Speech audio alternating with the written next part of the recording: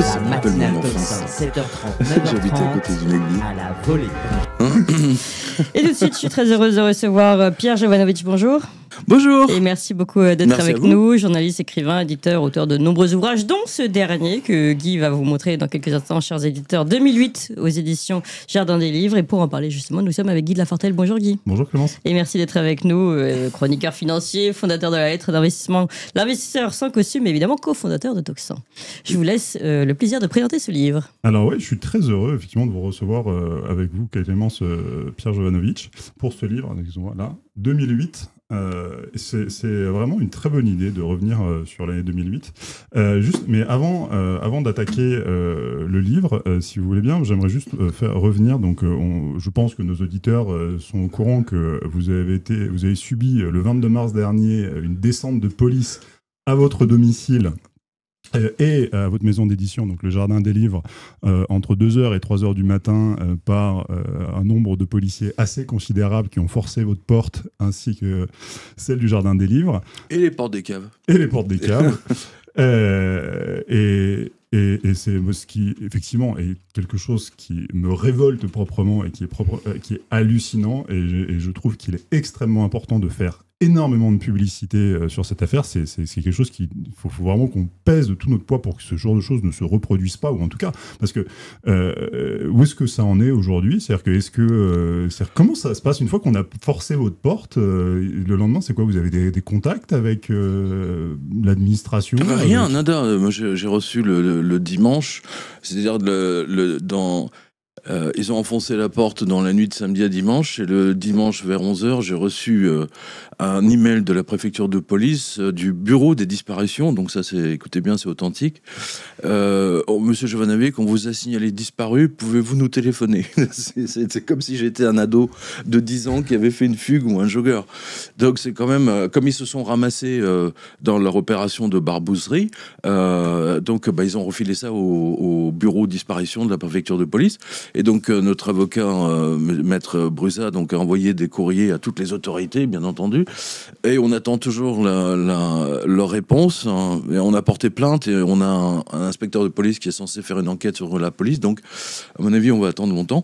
Voilà, donc c'en est là pour l'instant, mais c'est une affaire d'État parce que c'est la première fois, c'est la première dans la Ve République qu'effectivement qu'on essaye de forcer un internement par des autorités. Mais n'oubliez pas, moi j'arrive avec ce livre vraiment comme un éléphant dans un magasin de porcelaine. Et je m'en suis encore rendu ce matin compte, parce que on vous parle de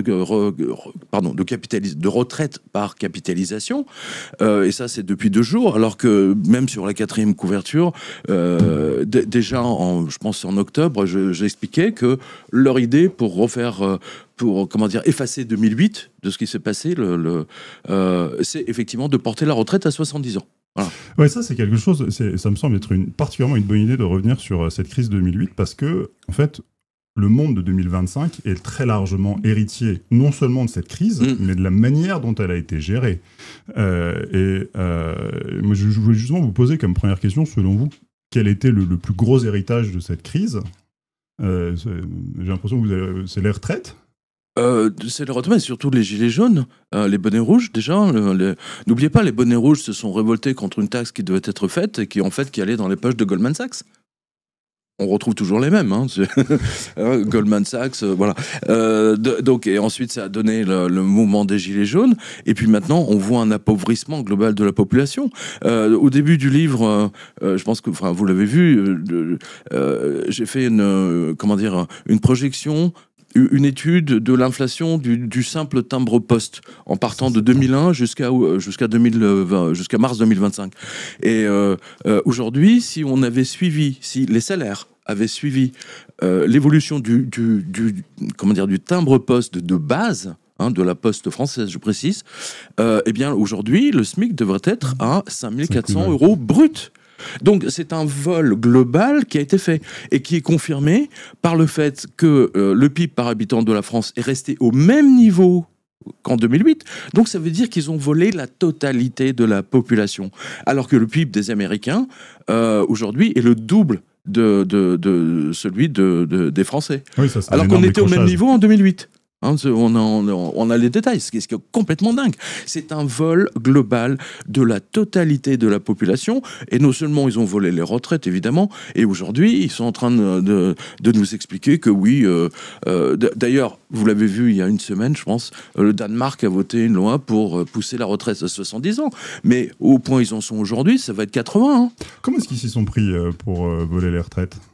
Ils s'y sont pris de manière absolument brillante, c'est-à-dire qu'en fait, je vous donne un cas, enfin même plusieurs cas.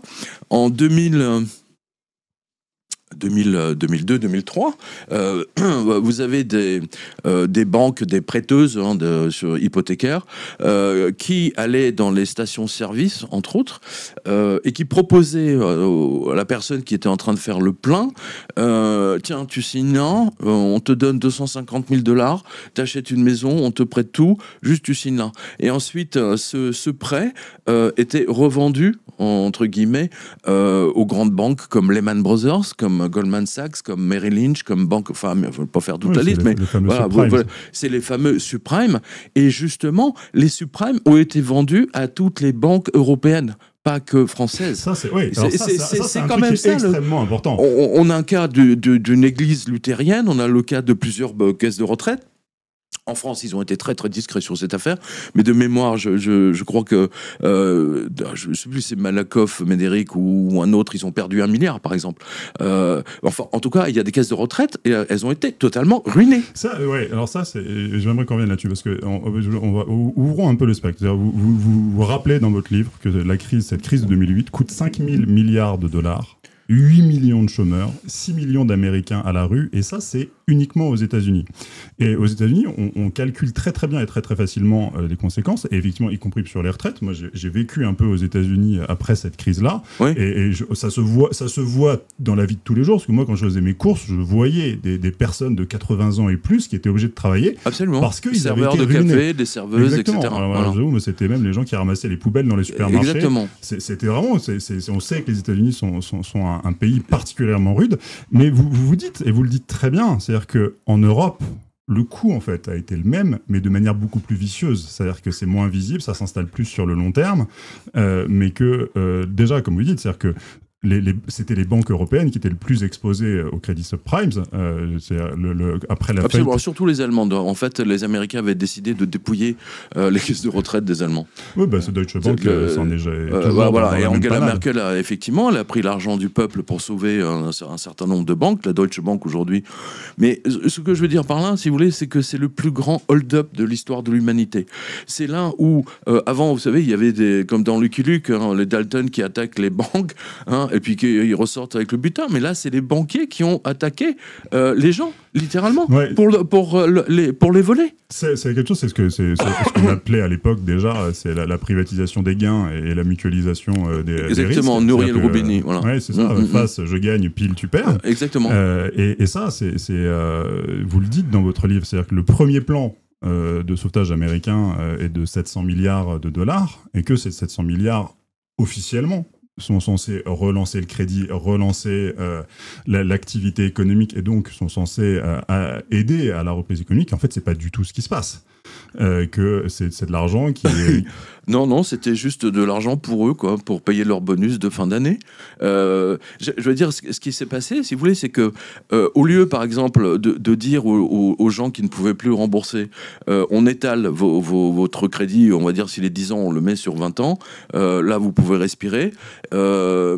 Eh ben non, pas du tout. Ils ont décidé effectivement de les jeter. Je crois qu'il y a 12 millions de personnes qui se sont retrouvées à la rue du jour au lendemain en 2008. Et ça a continué en 2009, 2010. Et la même chose, les répercussions, surtout en Europe, ont été absolument phénoménales. Les licenciements sont tombés les uns après les autres. Je vous donne un exemple. Juste après, je crois que c'est juste après l'explosion de Lehman, Hewlett-Packard, donc la multinationale, parce qu'elle n'avait plus le fonds de roulement pour ses salaires, etc., que ce soit aux États-Unis ou en Europe, a licencié du jour au lendemain 27 000 personnes. Et vous avez le listing, la chronologie plutôt dans le livre, où toutes les grandes entreprises commencent à licencier. Et en France, les médias ont caché ça. Il y avait un vague article dans Le Monde en décembre 2008 en disant il y a un nombre absolument incalculable de plans, j'adore le terme, plan de sauvegarde de l'emploi. Tu parles, c'est pas un plan de... voilà. Et en fait, ça a été caché. Et Nicolas Sarkozy avait passé un accord discret avec les syndicats de manière à ce qu'il n'y ait pas de mouvements sociaux. Parce qu'il leur a expliqué, écoutez, là, c'est la fin du monde. Ils ont fait de la même chose. Sarkozy s'est fait enfler par les banquiers de la même façon, si vous voulez, que les politiques américains sont fait enfler par Goldman, par Paulson et tous les autres. C'est un vol global. Et le pire dans cette affaire, parce que je suis remonté en arrière, comme vous l'avez vu, c'est que à un moment donné, le plus gros assureur de ces opérations financières, ce qu'on appelait Crédit des Fossois, AIG. Eh bien, figurez-vous, je ne le savais pas, et je pense que vous non plus, c'est que AIG, en fait, a sifflé la fin de la récré le 30 décembre 2006, en disant, il faut arrêter les frais, on va à la catastrophe. Et c'est là où les banques comme Lehman et toutes les autres, Deutsche Bank, Crédit Agricole, félicitons le Crédit Agricole ou le Crédit Suisse, ils ont perdu, Crédit Suisse, je crois que c'est 50 milliards qu'ils ont perdu. Enfin, c'est des sommes hallucinantes. Et ce sont toutes ces sommes, j'ai fait le calcul, c'est 30 trilliards qui ont été volés au peuple. C'est pour ça qu'on n'a plus de lits d'hôpitaux. C'est pour ça qu'ils ont fermé depuis 2008. Ils ont dû fermer, je crois, 300 casernes de gendarmerie, 70 commissariats de police. Je ne vous parle même pas des crèches, des routes qui ne sont plus entretenues. Ils ont volé l'argent du peuple et aujourd'hui, ils sont en train d'essayer de nous expliquer qu'on doit prendre notre retraite à 70 ans. C'est la plus grande arnaque et je ne suis pas du tout surpris, si vous voulez, que M. Macron, qui est un banquier, donc là, je suis dans son domaine, parce que là, c'est un livre de banque, si j'ose dire. C'est que ce livre, vraiment, arrive très mal, justement, au moment où ils essaient de nous vendre la retraite par capitalisation, qui va aller chez BlackRock. Ah bah ça, on sait. Non, mais attendez. Ce qu'on a vu en 2008, c'est que après l'effondrement de Wall Street du fameux 29 septembre, les caisses de retraite qui avaient même pas mis dans les suprêmes, ça se trouve, elles n'étaient pas dans les suprêmes, eh bien, elles ont quand même perdu 60% de leur argent à cause de l'effondrement du Dow Jones. Donc, et c'est ce qu'on veut nous vendre aujourd'hui. C'est un véritable scandale. Pardon. Non, mais je suis entièrement d'accord avec vous. C'est-à-dire que moi, je suis proprement outré en ce moment par l'espèce de poussée de communication déjà sur le caractère générationnel, qui est de se dire, en gros, les vieux ont volé les jeunes. Ça m'horripile en ce moment C'est ça. Papy et mamie, vous devez dîner à Noël dans la cuisine, etc. Ça nous a fait... Ils nous ont tout fait, c'est clair. Et effectivement, la retraite par capitalisation, encore une fois, c'est-à-dire que si vous avez vécu aux États-Unis et si vous avez vu la retraite par capitalisation, on vous dit si vous avez de la retraite par capitalisation, tout irait bien, alors que c'est pas vrai du tout. C'est-à-dire que le problème est pas du tout. Moi, personnellement, je suis ni pour ni contre. On peut que ce soit capitalisation ou répartition, pour moi, Mais Guy, je vous donne un exemple parce que je l'ai pas mis dans le livre, j'aurais dû. Par exemple, les agents du FBI. Vous savez, les special agents machin, FBI, machin, comme dans les films, et les agents secrets de la NSA. Vous savez, ceux qui écoutent toutes nos conversations, qui enregistrent tout, cotisaient donc à une caisse de retraite de leur maison respective, mais qui était commune. Eh bien, figurez-vous que le gestionnaire de ce fonds de pension a eu la très très bonne idée de placer une partie effectivement au Dow Jones et l'autre partie de mémoire chez Madoff. Et il s'était quand il a vu l'effondrement, qu'il restait quasiment plus rien, il restait 20% de l'argent des retraites de tous ces fonctionnaires. Et tout cet argent a disparu. Et donc c'est l'État qui a pris l'argent du peuple pour payer les retraites de ces agents-là. Mais ça s'est passé sur 300 000, 3 000, tous les fonds de pension. C'est monstrueux ce qui s'est passé. Moi, j'ai le souvenir d'avoir étudié précisément, c'était le fonds de pension des professeurs de Floride. Oui. Qui a été sauvés par BlackRock, Oui. c'est-à-dire que Entre guillemets, oui. entre guillemets, parce Oui. que les retraites ont été massacrées, et en revanche, ce sont les organismes financiers derrière qui ont été sauvés, et on est en plein dans cette logique. On vient de dire on sauve les retraites, alors qu'en fait on sauve les banques derrière. Et ce qui est compliqué, je trouve, en France, c'est que c'est difficile de comprendre l'ampleur du vol si on va pas à la racine, qui est, à mon avis, celle de la répartition de la valeur créée dans les sociétés entre le capital et le travail.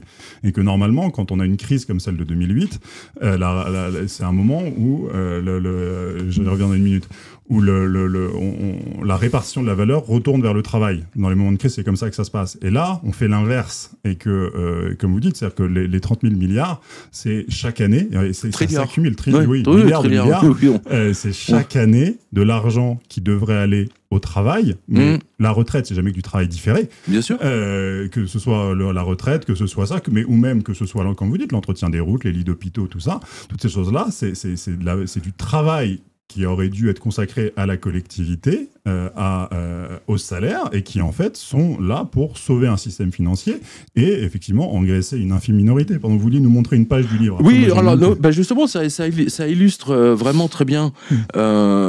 Par exemple, le Goldman Sachs. Donc voilà, Goldman Sachs qui a été sauvé eux-mêmes. Exactement, ils ont été sauvés, bien sûr. Ils ont vendu un produit rempli de subprime qui s'appelait Timberwolf. Voilà. Et grosso modo, évidemment, ça s'est effondré. Et cela a été acheté par le fonds de retraite des 80 000 fonctionnaires de l'État du Mississippi. Mais c'est un exemple parce que les fonds de retraite, que ce soit en France, en Espagne, en Italie, en Norvège, partout, tous ces gens ont acheté. C'est-à-dire que Goldman Sachs et tous les autres sont arrivés en leur vendant, on a un super produit pour vous, noté AAA par Moody's, par ces escrocs de Moody's. Ce sont des escrocs. Moody's, vous êtes des des escrocs. Standard & Poor's, Fitch, qui donnaient des notes AAA, alors que c'était de la poubelle dans un sac de luxe. Ça, vous avez le moment où ils parlent des agences de notation dans le film The Big Short, où ils vont voir, mais pourquoi vous donnez du triple A? La scène, elle est surréaliste avec ses lunettes noires. Là. Mais qui nous paye? C'est qui nous paye. Mais ça, c'est extrêmement important de dire que, en fait, nous, on a tendance à réduire la crise de 2008 à la chute de Lehman Brothers en septembre 2008.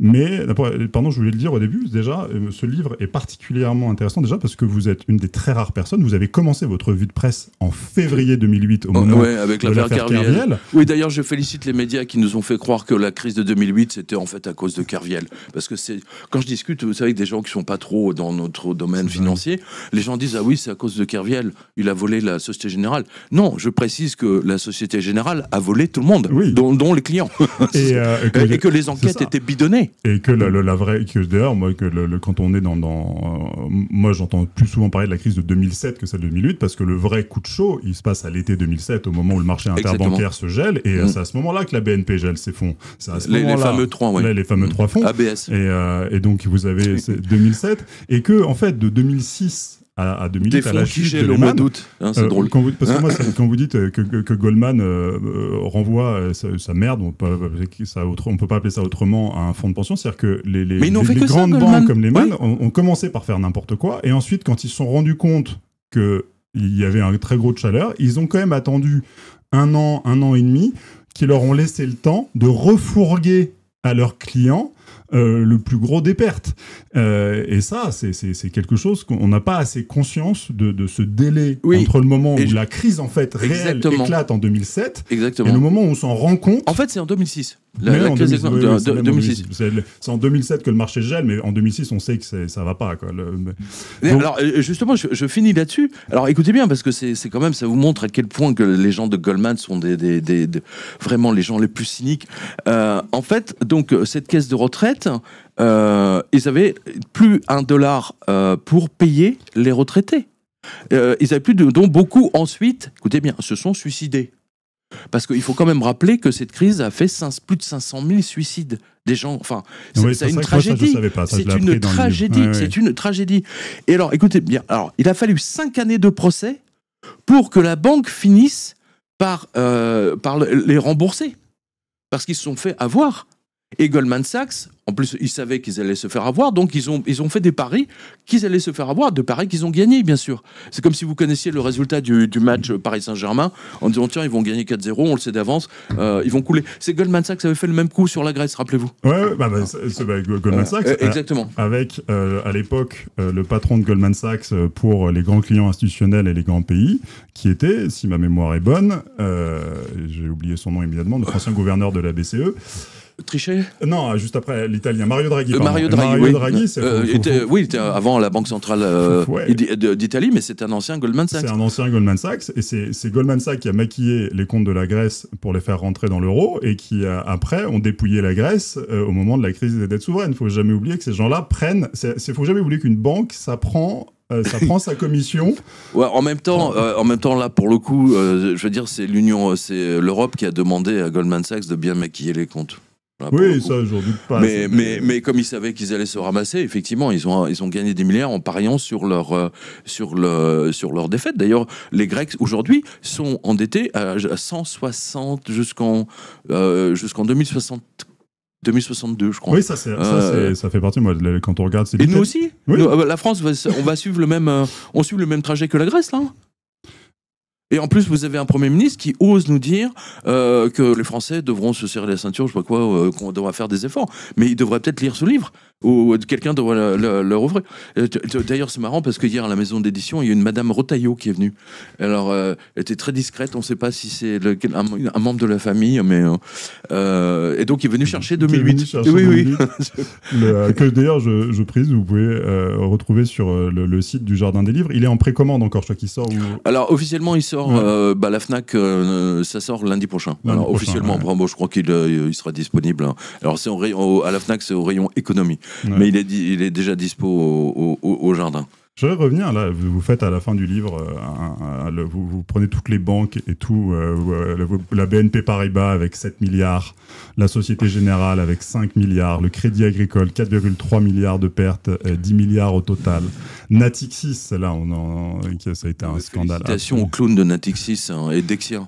Là, et Dexia, alors Dexia, c'est un truc, ça, moi j'aimerais revenir sur Dexia parce qu'on dit qu'on est toujours en plein dans la crise de 2008, c'est-à-dire qu'il y a 15 milliards de pertes qui ont été prises par la France, à 50-50 par la France et la Belgique.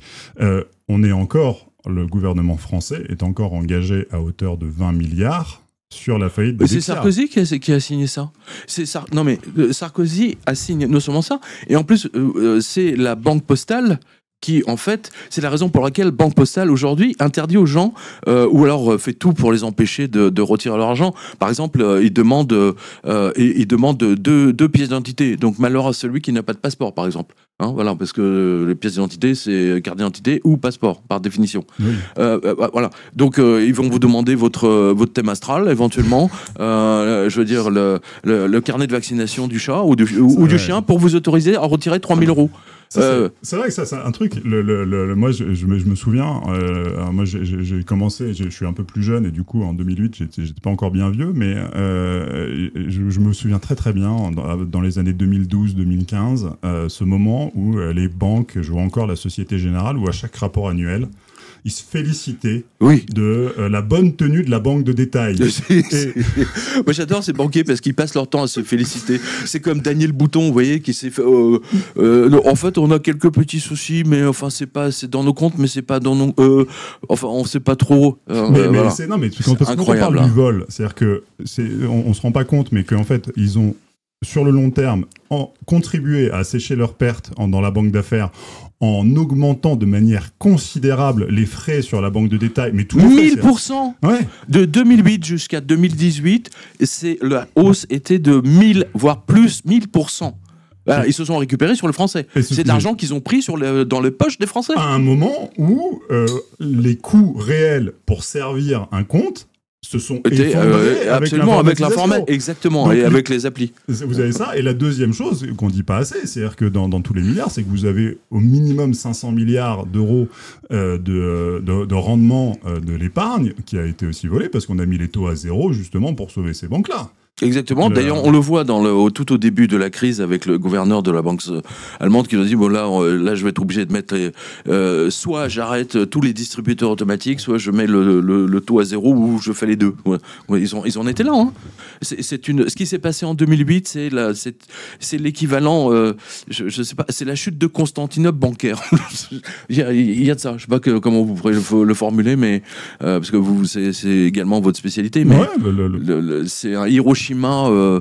Nagasaki bancaire. Pour moi, la manière dont je l'analyse, c'est que 2008, c'était le dernier moment où on aurait pu nettoyer. C'est-à-dire que si quand la crise a véritablement, et je tiens à préciser, la crise au moment où elle explose en 2008 avec la chute de Lehman, c'est une erreur humaine. C'est l'erreur de Hank Paulson, le secrétaire au Trésor, qui a décidé, qui est un ancien de Goldman Sachs, qui a décidé de tuer sa rivale de toujours, Lehman Brothers. Exactement. Donc c'est un ancien de Goldman qui est secrétaire au Trésor, et quand pendant la nuit, il faut savoir, est-ce qu'on va une nouvelle fois sauver Lehman ou est-ce qu'on les laisse mourir? C'est Hank Paulson qui décide d'achever Lehman et qui se rend pas compte à ce moment-là qu'en achevant Lehman, il ouvre les portes. C'est un criminel. Paulson est dans le dernier chapitre, je donne les coupables, la liste des coupables. Uniquement par hubris. Mais Paulson, en fait, Paulson aurait pu nationaliser Lehman, exactement comme ils ont nationalisé les deux plus grandes banques semi-publiques, semi-privées, celles qui garantissaient justement les prêts hypothécaires, Freddie Mac et Fannie Mae, et Ginnie, je sais pas quoi, Ginnie Mac. Mais pas du tout. Ils ont vraiment décidé. C'est d'une violence, la violence des riches. Il y a une dame qui a écrit, je crois que c'est Madame Charlot Pinson, je crois, de mémoire. Elle a écrit un livre très, La violence des riches. Mais je peux vous garantir que là, vous la voyez dans ce livre. C'est ultra violent. Ce type, je veux dire, appuie sur un bouton et ça a déclenché effectivement non seulement des millions de chômeurs, parce il faut quand même rappeler que ça a créé des millions de chômeurs. Les banques ont jeté à la rue, je crois qu'il y a dû y avoir 300 000 licenciements en l'espace de juste sur les 3 ou 4 derniers mois de 2008. 2008, c'est vraiment la clé, hein, c'est de ce qu'on vit aujourd'hui. Et pour moi, c'est la clé à deux niveaux. C'est la clé où on se rend compte de l'immensité des conneries des banques. Et c'est à ce moment-là où on aurait pu encore nettoyer, on décide de ne pas nettoyer à ce moment-là, et on décide de foutre la merde sous le tapis, officiellement, pour vous dire « Ah, mais sinon c'est la guerre, rappelez-vous, 1929, ça vous donne après la Deuxième Guerre mondiale », et en fait, nous, on se retrouve aujourd'hui en 2025, la guerre, elle arrive quand même. Donc, ça pas du tout. Et là-dessus, il y avait une chose à faire en 2008, et vous l'avez dit d'une certaine manière en nationalisant, c'est de se dire il fallait effectivement sauver...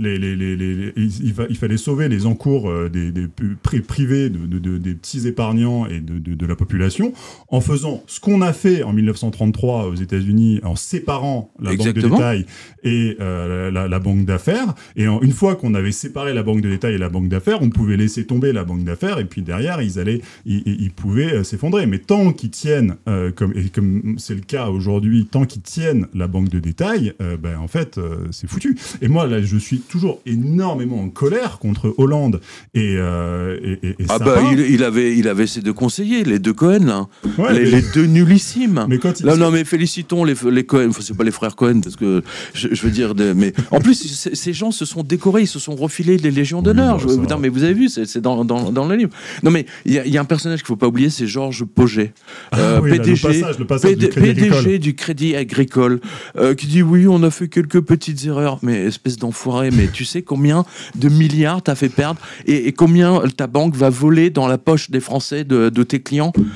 Mais c'est scandaleux. Ces banquiers sont... Attends, mais en plus, Guy, vous le savez ils savaient même pas ce qu'ils achetaient. Chez Goldman et chez les autres, les subprimes, ils savaient même pas. Les crédits défaut SAP, ils ne savaient même pas ce que c'était. Parce que ça, je sais pas si c'est dans le livre, mais parce qu'il y a tout au moment de la chute de Dexia, vous avez toutes les collectivités qui avaient signé... collectivités locales, oui. Toutes les collectivités. Absolument. Dexia, c'était la banque des collectivités locales. Les mairies. Qui avaient signé des crédits en disant, regardez, vous avez un taux incroyable, et qui s'étaient pas rendu compte qu'il y avait une petite astérisque qui disait, si le taux interbancaire monte, votre crédit monte.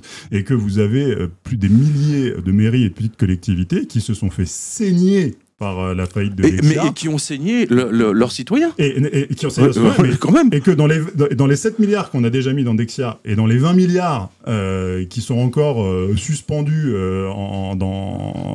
qu'on va peut-être payer en 2025, hein, le truc, la faillite date de 2011. Il me semble. Oui, 2011, on est 14 ans plus tard, on a encore 20 milliards sur nos têtes, quoi, comme si on avait que ça à payer. Mais c'est la Grèce. On est dans le cadre de la Grèce. Et il n'y a pas un centime de ces 7 milliards plus 20 potentiels qui a été pour soulager les mairies. Non mais Guy, est-ce que vous avez...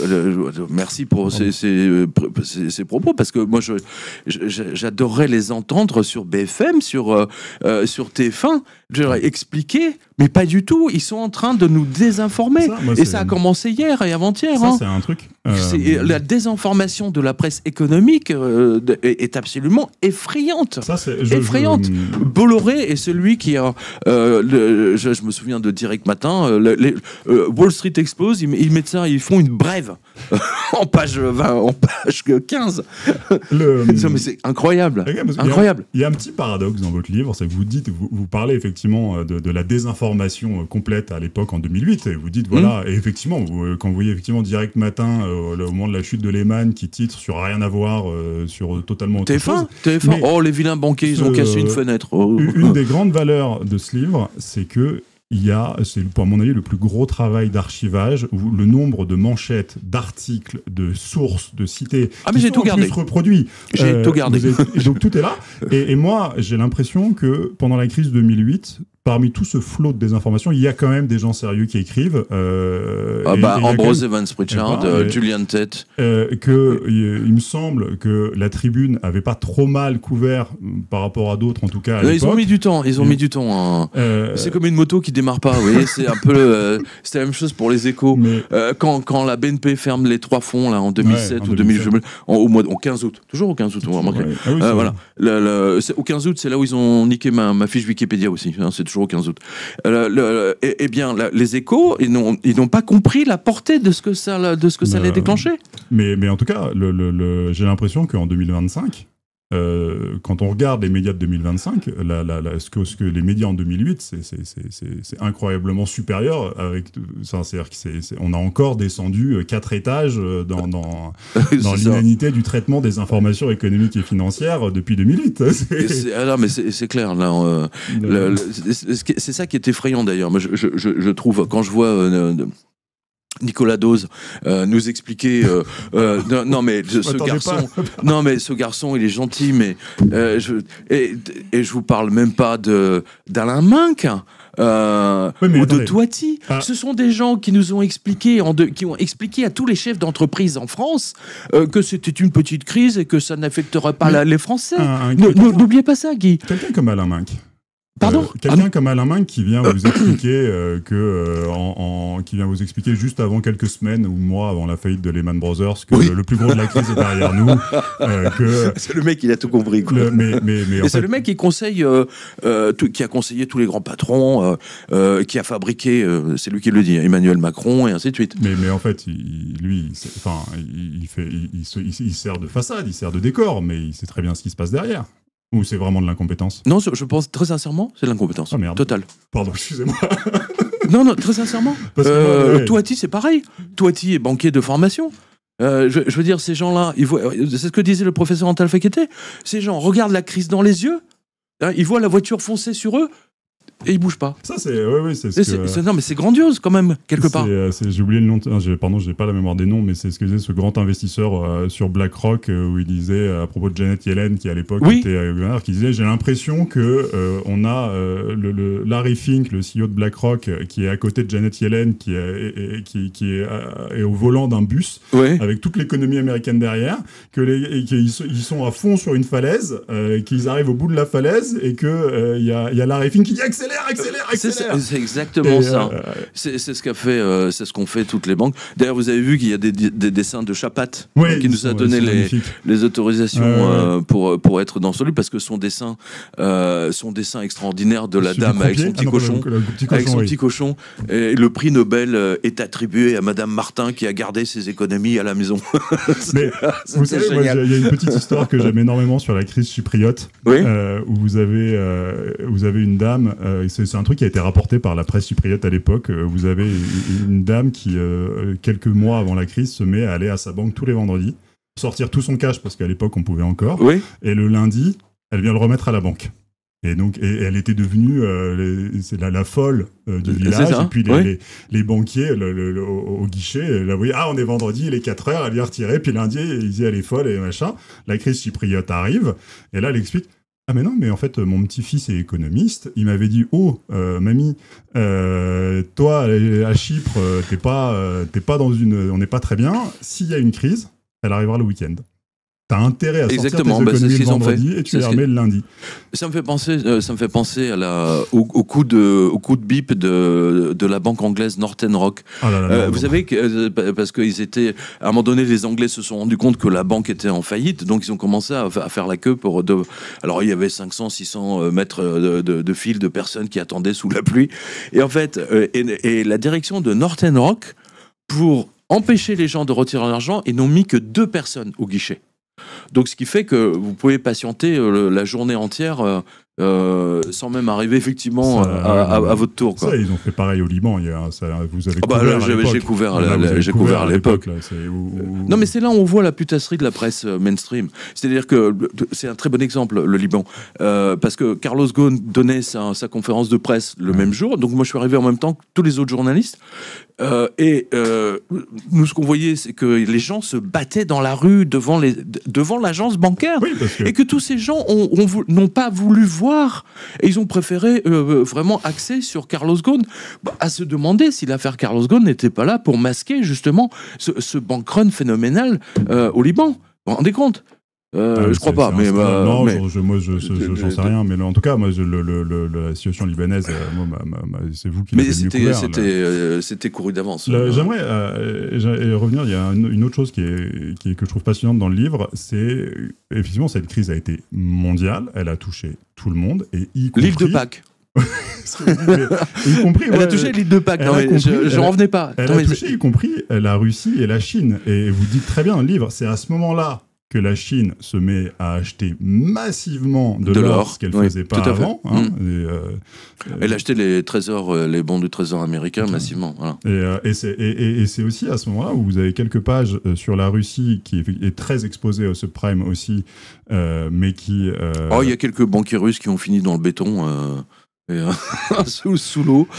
et qu'il y a aussi, vous avez une page où vous avez déjà à cette époque-là la Russie qui est dans la panade à cause de ça, qui va chercher en Ukraine aussi, et qui essaye de recouvrer des dettes en Ukraine. Exactement, déjà ça a commencé là. Ça commence déjà là. En écrivant le livre, effectivement, je me suis rendu compte, mais déjà là, il le menaçait carrément, on vous envoie les huissiers, sauf que leurs huissiers, c'était des chars, quoi. C'était pas de gaz cet hiver. Voilà, pas de gaz. Mais je crois qu'il l'avait fait pendant une semaine. Mais parce que quand on dit effectivement qu'on ne peut pas comprendre l'époque dans laquelle on est en 2008, c'est qu'il ne faut pas qu'on oublie que Poutine, au début des années 2000, est le candidat, non pas le candidat, mais c'est l'homme américain, c'est un pro-américain qui est placé là avec le concours de la CIA, que, à tort ou à raison, c'est-à-dire qu'il n'y a pas de jugement de valeur derrière, que Poutine, au début des années 2000, cherche un rapprochement avec l'Europe, cherche un rapprochement avec la France, l'Allemagne, et que c'est à partir de 2008, véritablement, quand, il se fait enfler comme tout le monde par la crise subprime, et où surtout, autant on a sauvé, c'est ça qui est intéressant. C'est-à-dire que on a une différence avec la Russie, c'est que nous, on a été sauvés par la Russie. La Russie a morflé, pardon pour le terme à ce moment-là, mais aujourd'hui, il se porte mieux. Là, je parle totalement indépendamment des conflits, mais que l'économie russe... La gouverneure de la Banque centrale de Russie a fait un travail absolument remarquable, parce qu'elle a fait exactement la même chose que la Chine, c'est-à-dire qu'elle a acheté des lingots d'or massivement, ce qui fait qu'aujourd'hui, le rouble, je me souviens, quand la guerre a commencé, le rouble était tombé à rien, de mémoire, je dois être 10 centimes, et aujourd'hui, c'est largement... D'ailleurs, le rouble était le meilleur investissement de l'année dernière, avec l'or. J'ai cherché pendant très longtemps à voir comment... C'est autant pour monsieur Bruno Le Maire, qui nous a dit qu'il allait mettre l'économie russe à genoux, c'est lui qui était à genoux, en fait. Il est même au sol, d'ailleurs. Donc, écoutez, en tout cas, merci beaucoup. Est-ce que vous avez un mot de la fin? Donc, je vous conseille vraiment ce livre, donc 2008, parce que je le montre. Tiens, regardez, là, vous voyez, là, j'ai ouvert novembre 2008, vous voyez, on compte les cadavres Voilà. Et alors j'ai retrouvé une phrase de Georges Marchais, figurez-vous, que j'adore, qui est valable aujourd'hui. L'austérité vise par certaines mesures à avancer l'âge de la mort. C'était le 9 juillet 1980 dans l'Humanité. Non mais c'est incroyable. Voilà. Et donc le 3 novembre, les retraites sont compromises. Le travail sera sans doute obligatoire jusqu'à 70 ans, puisque tous les fonds de pension ont laissé des plumes par centaines de milliards dans la chute de Wall Street. Voilà. Ça, tiens, je vous donne un exemple. British Telecom, qui est l'équivalent de France Télécom, a décidé de remonter l'âge de la retraite à 65 ans après que son fonds de pension ait fondu comme neige au soleil. Le trou était de 16 milliards de livres. 16, ce qui correspond à 22 aujourd'hui. Mais ça, c'est un truc. Mais c'est un vrai scandale. C'est un vrai scandale. C'est ça le problème aujourd'hui. C'est pour ça qu'ils vont essayer de nous convaincre de la retraite, en fait, pour favoriser BlackRock. Pardon, je voulais finir l'interview, mais je voudrais rouvrir une dernière fois. Non, mais parce on peut prendre encore 3 minutes. Il y a une interview de François Ruffin à l'époque où il était journaliste en 2011 ou tout début 2010, où il va interviewer l'économiste en chef. Vous connaissez probablement l'économiste en chef de Chevreux, qui était donc un courtier qui n'existe plus aujourd'hui, mais donc un économiste en chef et qui vient lui dire, mais qui avait sorti une note pour expliquer que Nicolas Sarkozy était celui qui faisait le bilan le plus honnête, mais que du coup, comme il était honnête, il n'allait pas être élu, et que François Hollande, qui quand il dit « la finance est mon ennemi », avait le discours démagogique qui faisait qu'il allait être élu, mais qu'il allait faire les réformes qu'il ne voulait pas faire parce que le marché l'imposait, et que, en gros, François Hollande allait être élu pour faire la politique de Nicolas Sarkozy. Mais François Hollande est le résultat de la crise 2008, quoi. Mais bien sûr. Mais vous connaissez le détail de justement la finance est mon ennemi. François Hollande, sachant qu'il allait faire ce discours une semaine avant, il a envoyé un de ses collaborateurs à Londres, à la City, pour rassurer tous ceux qui achètent la dette de la France, en disant François va dire ceci, mais ne vous inquiétez pas, c'est pas contre vous. Voilà. Et devinez qui était le nom de ce collaborateur qui est allé rassurer les gens de la City à Londres. Emmanuel Macron. Oui, et Emmanuel Macron. Donc voilà. Qui effectivement. Donc je comprends que ce livre que ça l'énerve. Ça devait être celui qui devait faire la réforme du marché du travail. Exactement, avec Attali. La loi El Khomri, qui devait s'appeler la loi Macron à l'époque. Oui, El Khomri qui ne savait même pas de quoi elle parlait, c'était extraordinaire. Qui a cette réforme foirée, et où finalement elle a fini par être faite par Borne, mais là, les réformes de Borne qui ont été faites là il y a 2 ans sur le marché du travail, en fait, elles sont dans les tiroirs et elles doivent être faites depuis 2012. Elles sont prévues et Hollande devait la faire, il n'a pas réussi, c'est Macron qui a fini par le faire. Donc voilà. Alors, j'ai une anecdote à ce sujet. C'est que donc en 2009-2010, moi je vois passer une note de Goldman Sachs qui dit en France, il y a trop de départements. Trop de départements, ils ne pourront pas rembourser leurs dettes. Pour faire des économies, la France doit supprimer les départements. C'était en 2009, de mémoire. Et quelle est ma surprise lorsque je vois Manuel Valls présenter au Parlement, devant les députés, le fait de supprimer les départements, et c'était 4 ans plus tard. Donc vous les voyez, les prostituées ? Pardon. Non mais vous voyez un peu qu'ils tiennent toute la politique, littéralement ? Les Américains font ce qu'ils veulent. Ah bah ça, c'est... Voilà. Et il faut remercier parce que Obama est quand même aussi l'un des grands architectes et un des grands coupables de ce... parce que Obama était président, il aurait pu mettre le haut là quand même. Hein. C'était le patron de Paulson, je rappelle. Voilà. Donc à tous les syndicalistes, voilà, battez-vous. La distribution inversée. Exactement. Mon chat, c'est très bien. Quand il veut boire, il se met directement au robinet. Vous voyez, c'est l'effet Cantillon. Ouais, il a compris l'effet. Ça, on pourrait parler de l'effet Cantillon. Macron nous a parlé de l'effet Cantillon, rappelez-vous. J'avais oublié ça, mais effectivement. Bon, merci beaucoup en tout cas. C'est moi qui vous remercie. Merci à vous. Merci encore. Oui, en effet, Pierre Jovanovic. Je rappelle le titre de votre livre 2008 aux éditions Le Jardin des Livres. livres. Beaucoup d'auditeurs, on vous l'avait promis et ça y est, on se développe, on ouvre de nouvelles émissions. Vous avez déjà connu et rencontré les Tintins pour leur nouvelle émission des Tintins qui marche très fort. Évidemment, l'émission d'André Berkoff. Cette semaine sort une nouvelle émission scientifique où on va tenter de poser de véritables questions sur des débats scientifiques qui ne sont pas fermés, contrairement à ce que on veut nous faire croire. Donc pour toutes ces émissions et encore d'autres, comment reprendre le pouvoir politique aussi, une autre émission à suivre, et puis des émissions historiques, géopolitiques et bien d'autres qui vont arriver. Il nous faut de la place, parce que évidemment la première chaîne est déjà très prise par toutes les émissions et diffusions du matin notamment. Donc il faut qu'on ouvre une nouvelle chaîne et il faut que vous suiviez le mouvement surtout et que vous ayez tout de suite vous abonner à la nouvelle chaîne. Il faut aussi en parler à tout le monde, on compte vraiment sur vous, parce que si on veut ouvrir ces nouvelles émissions, il faut que vous suiviez le mouvement et vraiment que vous alliez vous abonner tout de suite à la nouvelle chaîne YouTube. C'est pas compliqué, c'est gratuit, ça se fait en 2 clics. On vous met tout de suite le lien là, pouf, il apparaît. Le lien, vous pouvez vous abonner. C'est Toxin Plus, c'est ça, la nouvelle chaîne YouTube, Toxin Plus, pour toutes les émissions de l'après-midi. Donc vous pouvez la trouver sur Toxin-Plus en lettres majuscules ou tout simplement on va vous mettre le lien et vous cliquez immédiatement. Je vous fais confiance. Allez-y tout de suite. 1, 2, 3, Toxin Plus, allez-y.